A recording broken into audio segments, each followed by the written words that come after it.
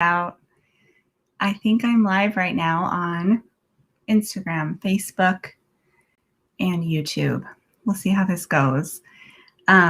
Last week when I tried this for the first time, I didn't think it was working. Turns out it was, except for on Instagram, because there was something a little bit different I had to do to get Instagram to work. So until this afternoon, I had a couple false starts posted on YouTube and Facebook. And anyway, I think I figured it out. But I'm so happy to speak to this topic that honestly I feel nervous about. I'm happy, I'm excited, confident, all of those things, and also just nervous. And that topic is money and mental health specifically. I think it's worth talking about it from the therapist side first, and then I'll talk about it more from the consumer end. I also think that I can see questions as they come in. So yeah, I hope that works. If not, then I ignore your question. It's not on purpose. It's just because I'm getting used to this tech. So bear with me. Money and mental health from the provider side, from the therapist side. I was talking with a newer therapist, messaging back and forth a little bit last week about some financial things. And I said to her, I wish I had figured out some of the financial stuff years ago, you know, at your stage, early in my career, because it created so much unnecessary suffering as a business owner. And I don't think we pay nearly as much attention as we need to the business end of running a private practice. I know I've talked to lots of therapists who echo my feelings when I say I would have killed to have been given just like one business class, you know, entrepreneurship 101 or something in grad school. And, you know, I don't really blame my program or any program. They're just kind of getting by and figuring it out as they go. And academia, I know, is kind of historically a little bit behind the times, but it's been trial by fire, trying to figure out how to run a business while also getting my feet under me as a therapist. And I know there are ways around that, you know, to join an agency or a clinic, which I did for a couple of years. That was nice. But ultimately, I did really like having, you know, as much control as possible and being in charge. And anyone who's in real life, that won't surprise you. But figuring out the financial and more specifically how much to charge and when to raise prices and how to view my services and how to really start to value mental health in general, and then again, mental health services more specifically.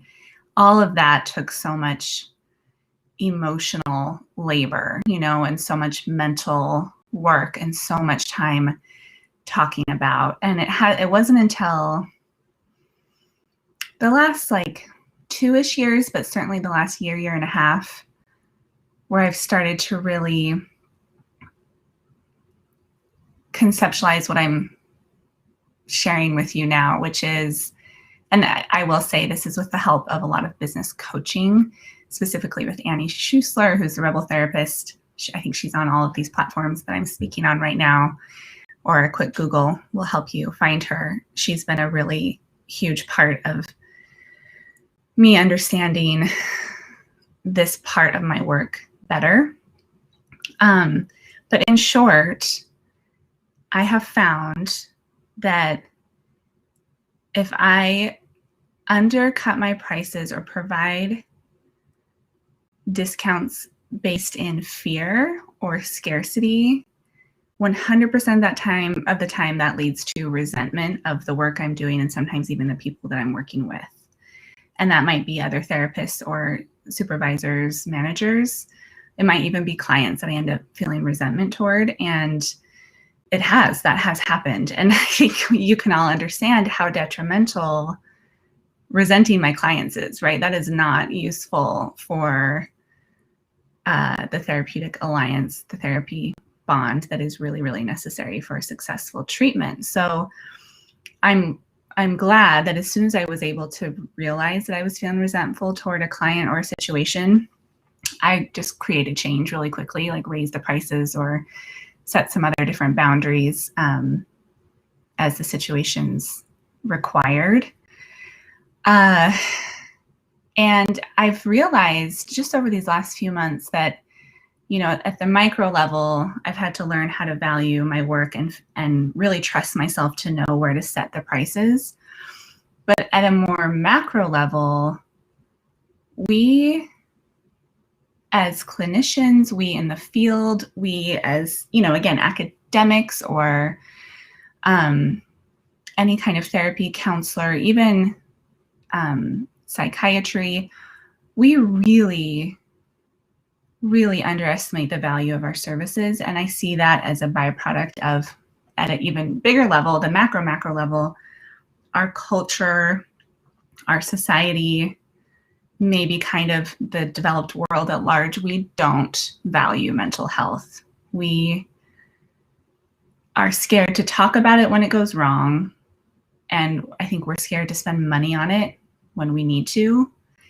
And again, that trickles down, right? There's this kind of like ripple effect where if it's in the air I breathe that I know people don't like to pay for therapy, or they don't like to pay for coaching, or they would rather just like do something quote unquote cheaper or easier to get the mental health benefits that they crave. If I know that, then it feels extra scary or extra even kind of like resistant or revolutionary to price my services at any sort of high rate. And that's really vulnerable, you know, to say this is my worth and I'm not going to compromise that, even if you don't think what I'm offering is worth this price tag.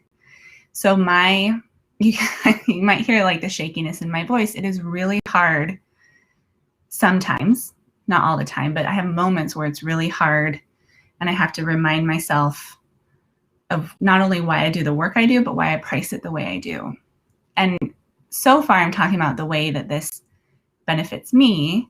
But then again, as we zoom out at the macro level, this benefits everybody. And I think about what it would be like if all of we therapists, again, clinicians, academics, mental health care providers of all stripes, if we all up-leveled our view of the value of mental health and that was reflected in what we charge, then that could maybe be some sort of movement that could create some sort of momentum that would kind of create this social or cultural change in tide where maybe everyone who's outside the field or maybe needs, you know, to use the field, which is kind of everybody, would say, oh yeah, I think that makes sense. And if that's what it costs, then it must be really valuable. And so I'm going to participate and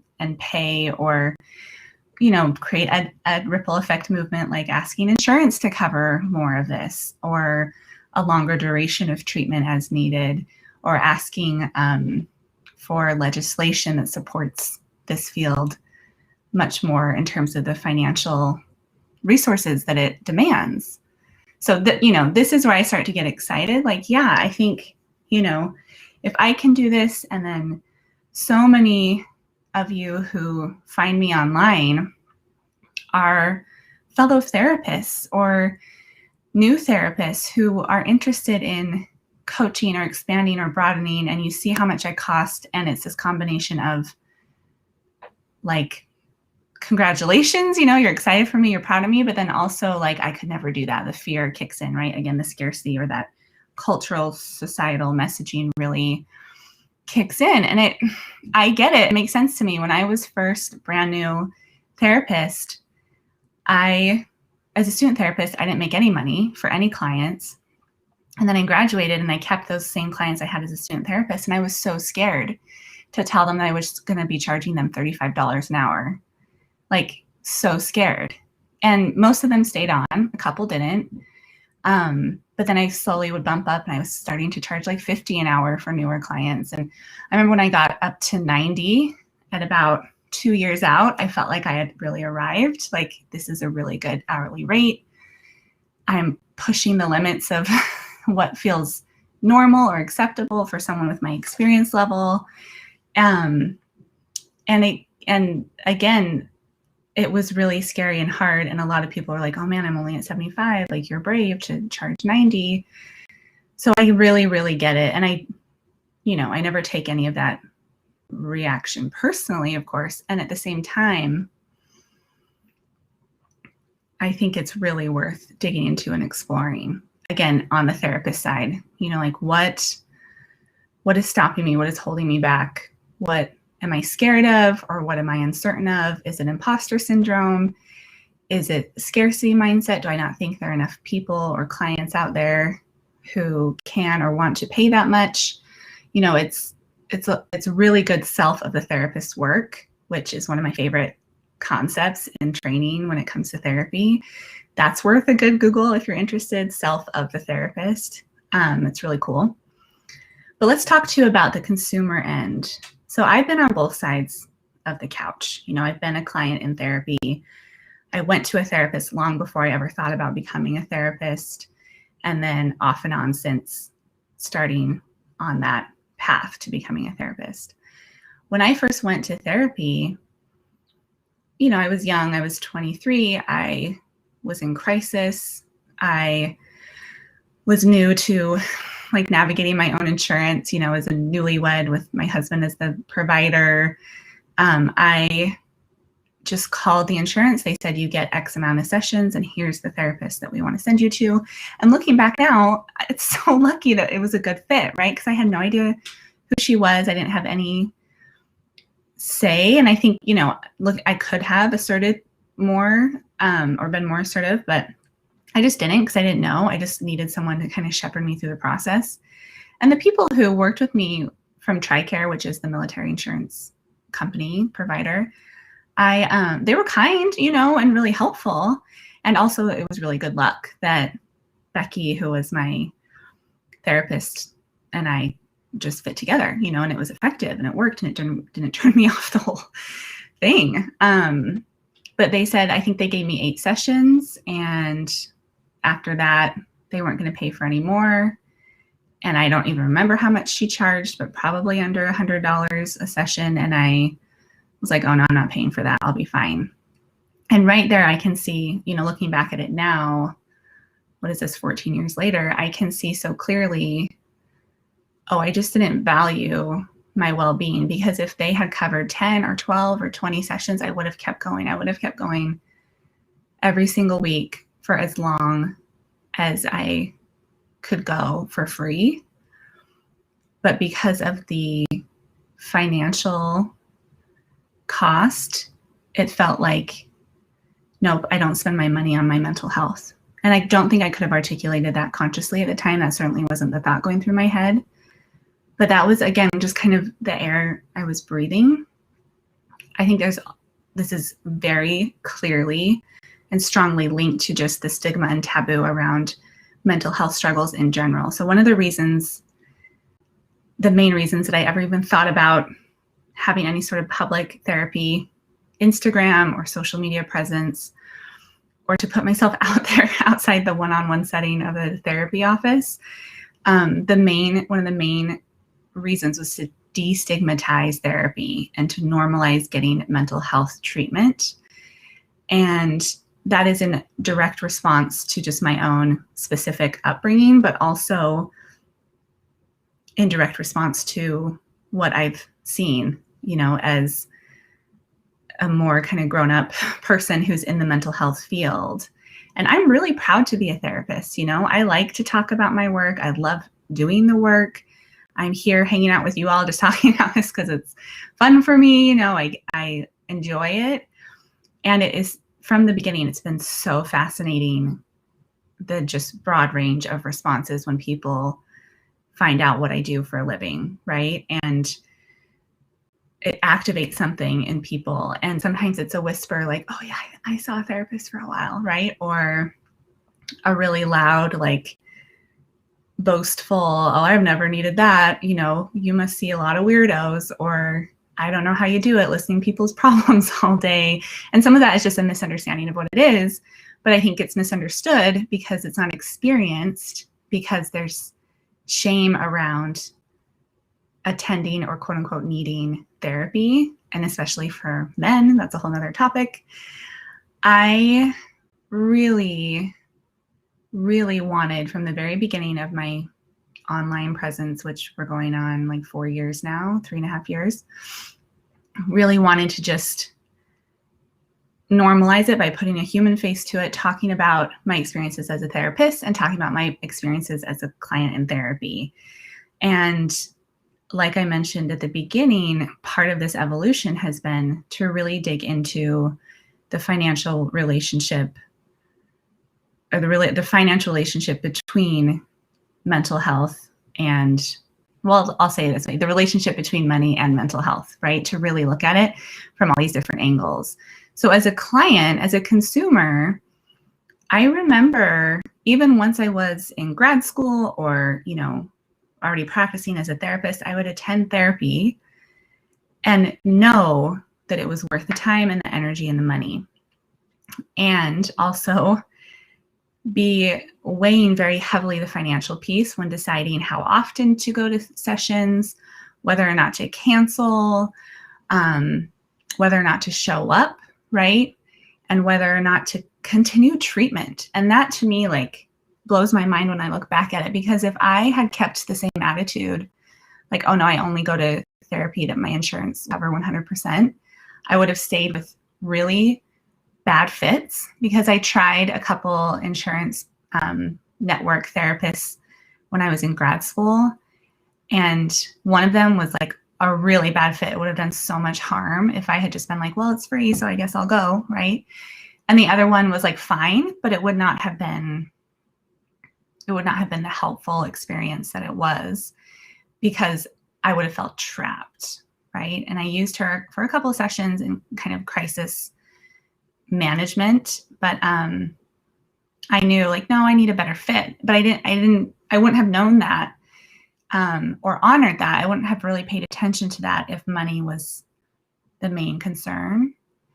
And I would have missed out. And then farther down the road, when I ended up with a really great individual therapist in Las Vegas, she helped me, like an incredible amount. It's so hard to put it into words. I worked with her for a full year. She was $100 a session, which is actually really inexpensive because she had a lot of experience and she had a long wait list.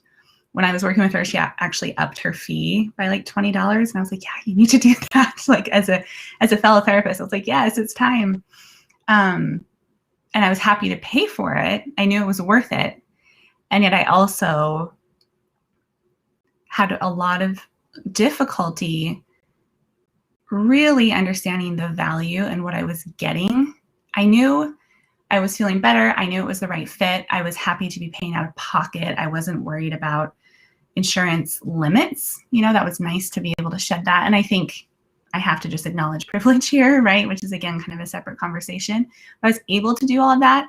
And still, when we wrapped up our year together, one of my first thoughts was like, oh, good, now I don't have to pay for this anymore, right? It's just so fascinating. It reminds me of another thing I run into with certainly my own mental health care, but with a lot of clients too. And it's just a part of what's in the air we breathe in our cultural and societal taboo, stigma, mental health mess, is so many people come into therapy with a goal of either avoiding medication or getting off medication.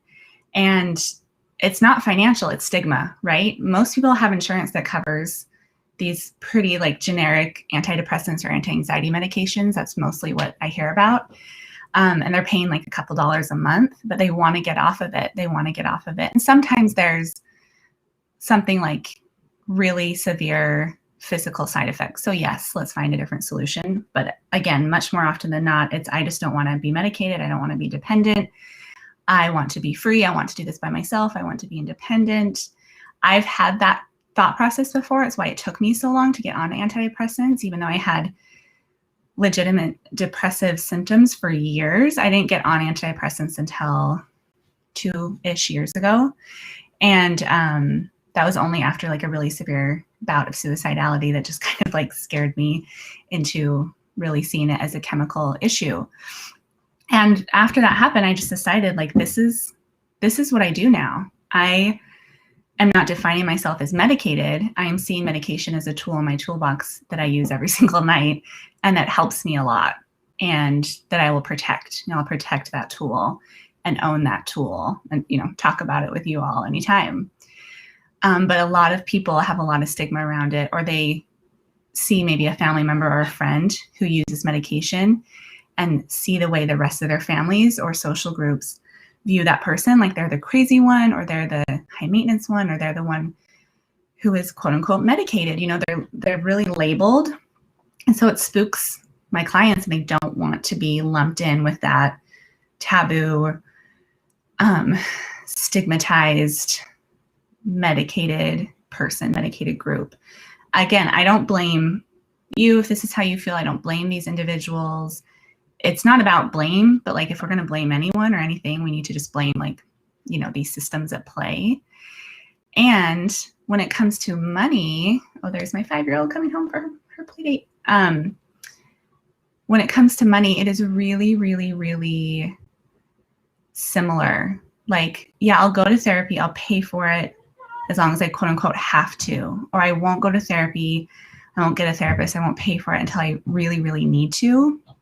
And part of my revolution, if you will, part of my goal just in talking about this, and again, for the last several years in talking about it here and in sessions, is to reframe this. Like, what if therapy isn't a last resort? What if medication isn't a last resort? What if that thing that you're so excited about that might be more than you want to spend is an opportunity to unpack and reframe value and how much you value your mental health? And so sometimes I'll push pretty hard on like a consult call if someone is calling and they want to talk to me to see if we're a good fit.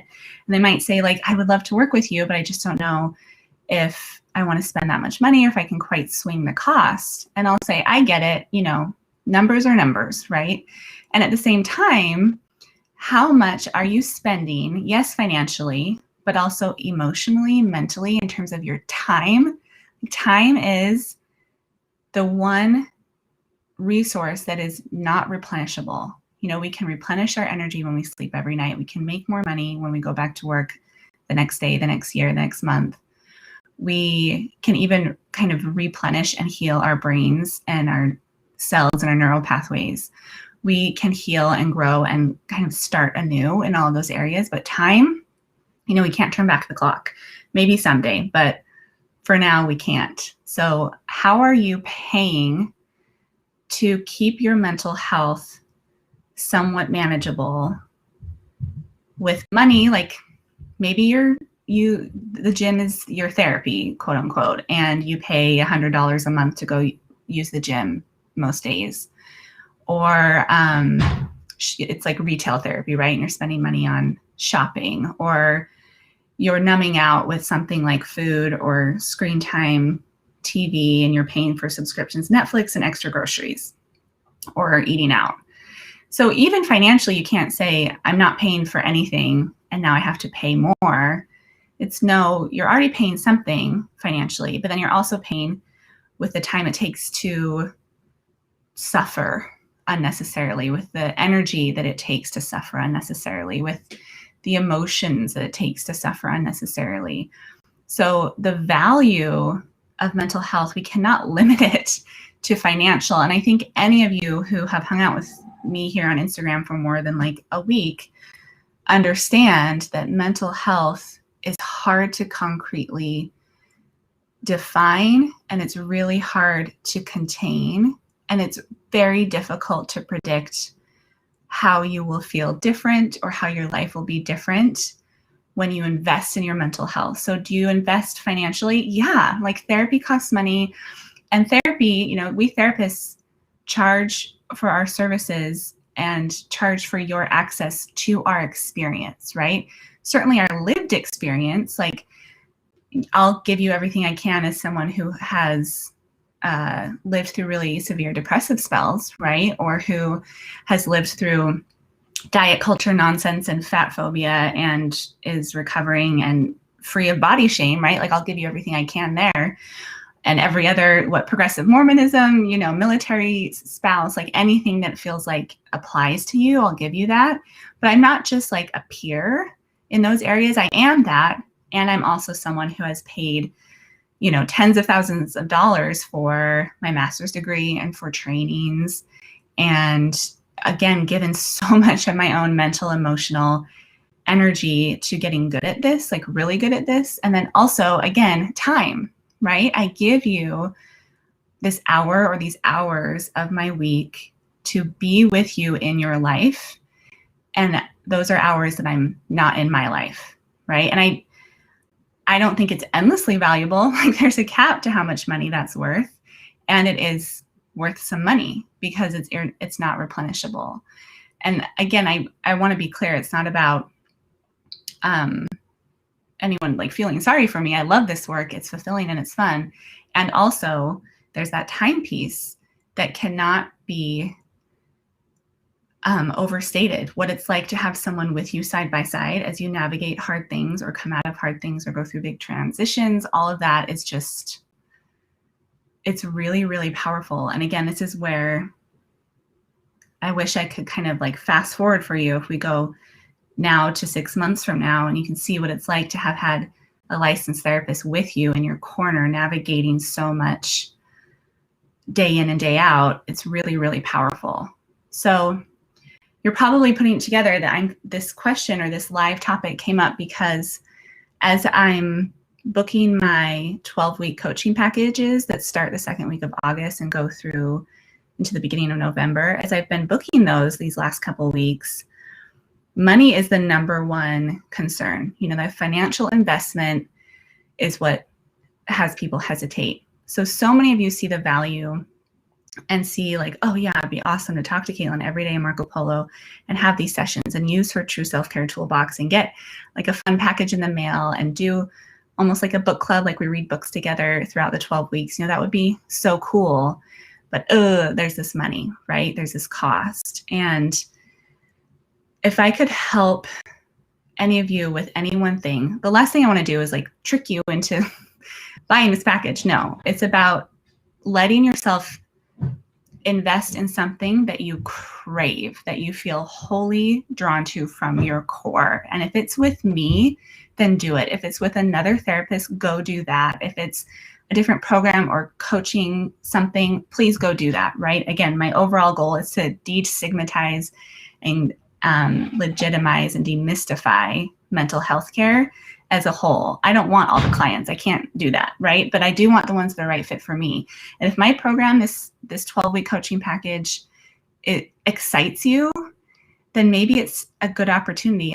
I'll get rid of the maybe. It is a good opportunity to reevaluate how much you value your mental health and how much you're willing to challenge any of the internalized anti-therapy views or shame views, taboo and stigma views of mental health care. Like this could be a really cool experience. Just signing up will get the momentum going because you're already saying, I don't care what anyone says. I'm getting the mental health care I need. I don't care if someone else thinks that's expensive or there's a part of me that thinks it's not worth it. I am ready to step into this and commit to myself and invest in my mental health with the person that I know can help me in this setting, in this 12-week package that I know is the right fit for me. Again, I know it's scary. It takes courage often. And it's also, I'm stepping into it too with you. I'm stepping into courage because this amount of money feels like a vulnerable thing for me. There's an amount that felt comfortable and then the amount that's right, and they're not the same this time. And so as I talk about this, I want to invite you to join me in this kind of movement, at this micro level. We are destigmatizing mental health. We are willing to invest in what it takes financially, but also much more importantly, mentally, emotionally, spiritually, and temporally. We're willing to give our time to our mental health and do what we need and give ourselves what we need. Okay, I'd love to hear your thoughts. I don't see any questions coming up. There might be some that I'm not seeing. Let me check a few places. I'm sorry, I'm getting used to Restream, so you might have things. But I'm going to go back and I'll see if there are any questions in these different destinations and answer them in another place. As you can see, I'm just figuring it out as I go. But thank you for listening. Thank you for hanging out with me here on social media. Come at me with any questions or concerns or feedback you have. And thanks a million.